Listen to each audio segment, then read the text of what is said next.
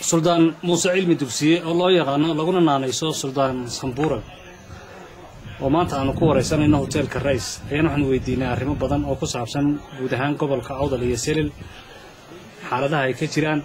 وقررنا وحن السلطان كويدين إنه خلينا كهله الريمو معلمها نبدأ بي أي تي فيها ليرادو هون كيبل أي كشيغان وضيال sheegtay ka soo jeedaan gobolka Salal taasoo ay ku dhaleecaynayeen dhinaca deegaankaasi Lughaya marka bal hadda aragtidiisa suldaanku uu ka qabo odayadaasi ka hadlay hoon cable ayaan ugu horreyn ku weydiinaa Sultaan Sambura maxaad ka qabtaa bismillaahir rahmaanir rahiim allahumma salli ala muhammad waa su'aal wanaagsan weeyaan haashin Sheekh Umar Good arinta maxaan ku leeyahay laga hadlayo arinta Lughaya ku saabsan ee odayadu dhaartii way ka hadlayeen horta odayada ay oday reer Lughayada maaha odayaal la garanayana maaha waa odayaal maxaan ku leeyahay ka hadlay meelo kale shaydaana wuxuu soo sheegeen hadda ugu sokeeyaan waxay joogaan Cali Sibiix marka odayadaasi waxay yiraahdeen magaalada la yiraahdo Lughaya rag reer dilaada qabsaday baynaan reer dilaad iyo reer Lughayaadna waa dad midaysan oo mid kaliya ah oo reer awdal wada ah marka way kala garan waayeen nibir qaladay kuwaas garaacayeen marka fool jariigina waa lagu gartay sida darteed waxba kama jiraan wixii halka ka hadaaqay oo soo baadhno waxba kama jiraan Sultaan waxaan kaloon ku weydiinay wasiirka dib u dejinta Soomaaliland waxa uu sheegay inuu qaxooti ka soo raray dalka Djibouti qaxootigaana la soo dejinayo gobolka Awdal maalin dhaweydna odayaaya ka hadlay oo shir jiraayad ka qabtay oo aad ka maqnayd adigu maadaama odaygii deegaankaasi Salal ka soo jeeday aad tahay maxaad seed u aragtaa kulleen waa waqti hay ninkaasi waa yaa maxaan ku leeyahay laanti xaabada qaadi kari weyda tiri waan biirsan waan soo biirsanayaa tiri buu ninkaay sameynaya Soomaaliland maanta dib kale uma baahna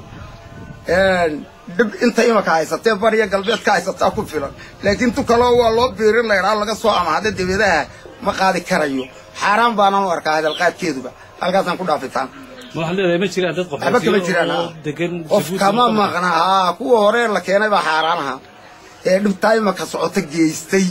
ee ilaa maanta laga dhamaan laayay iyaga haro keen dadka hore loo keenay beenbeenta abayd waxaas marka dadka xiriyaha Djibouti ku xiraysan waa dad xaqi ka yimid dad silada waxba kama jiraan dad xiriyaha ku xiraysan waa dadkii maxaan ku leeyahay xoolo ka ceeloobeena galbeedka wax kaga noqdeen xoolo Sultaan Sambura waxaan kaloon ku weydiinay kulankii markii ugu dambeysay idinku dhexmaray madaxweyne Siraanyo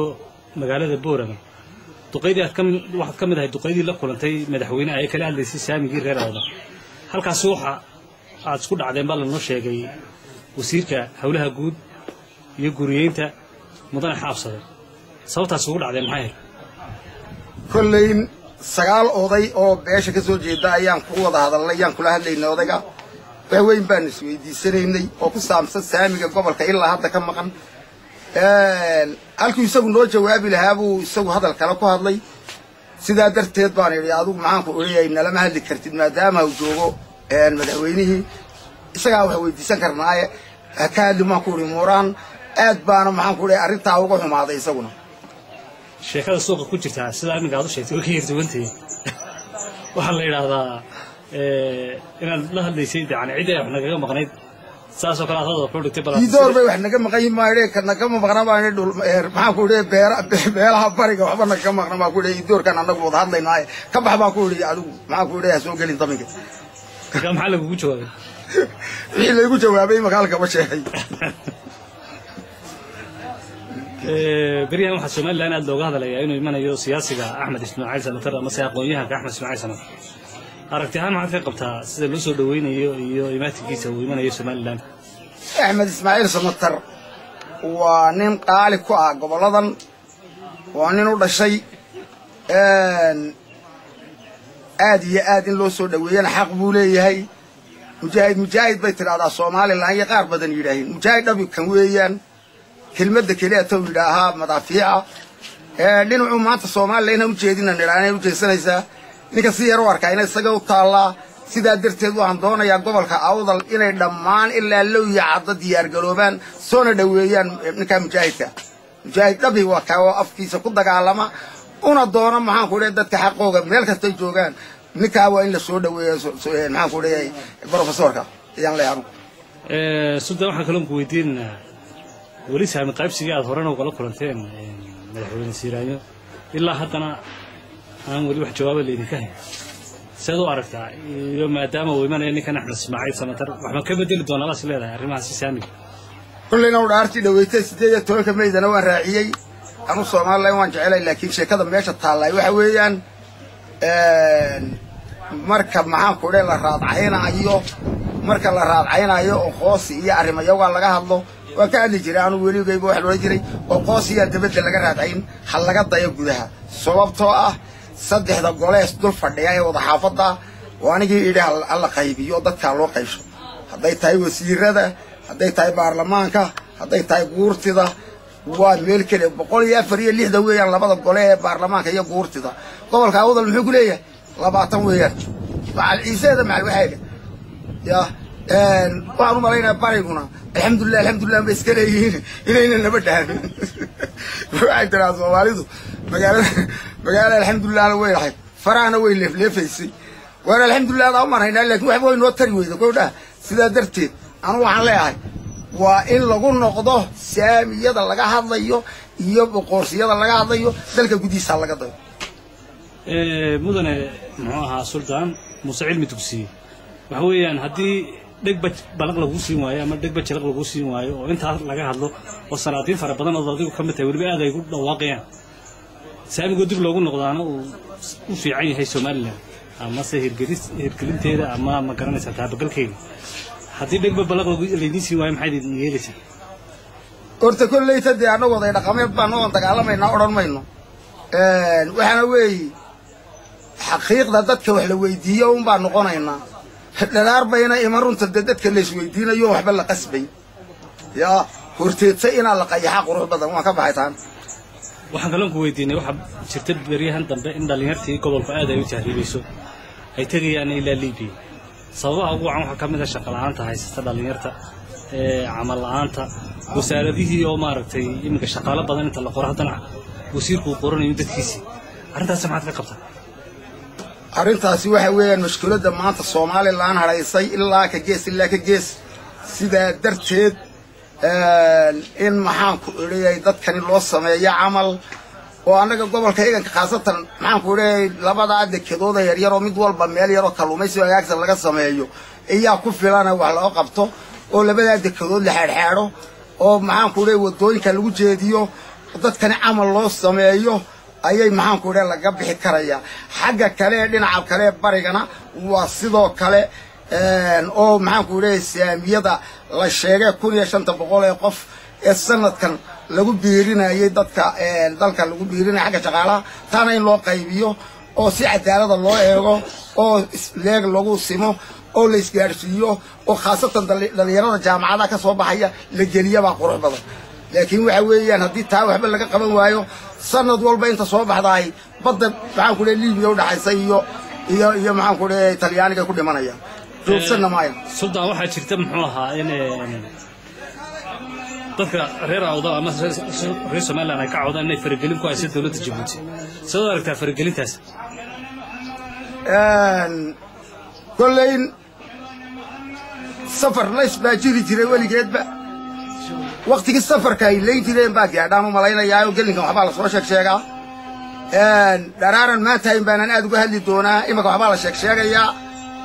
waxba la dhagax tuuraya qalaa lagu laayay iyo caruur baa la laayay waxbaan ma maqalaa koleyto waqtigii safarka la leeyin jiray soo dhow baan u malaynayaa waxaan u arkaa qalad weyn baan u arkaa dad maxaan ku dhahay shicib in maxaan ku dhahay waxyaalaha lagu soo sheego marka xaafadaha iyo caruuraha iyo aqalada la leeynayo ma waxa weeyaan deegaanka gobolka awdal baan soo meelo kale wallahi dadka la sheegay gobolka ka soo jeeda halkiisa jooga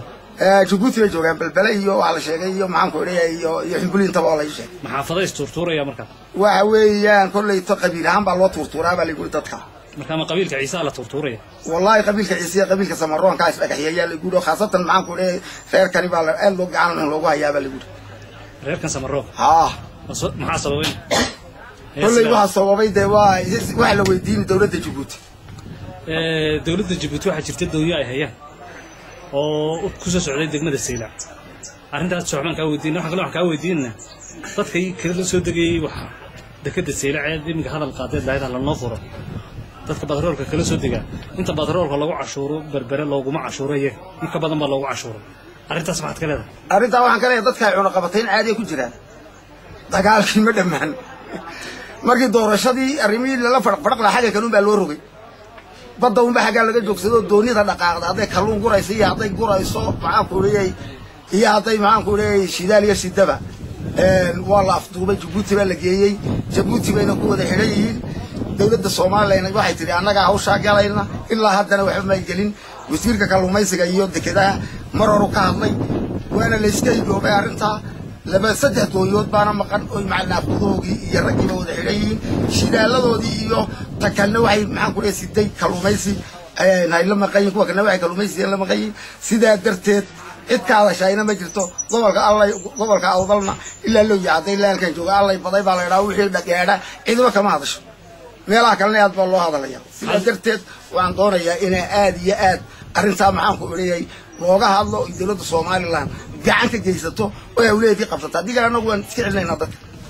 haddii la soo dayn waayo dooniyaha ay hantida dadka laga haysto jabhadeedii baan bilaabayna anaga soo ridanin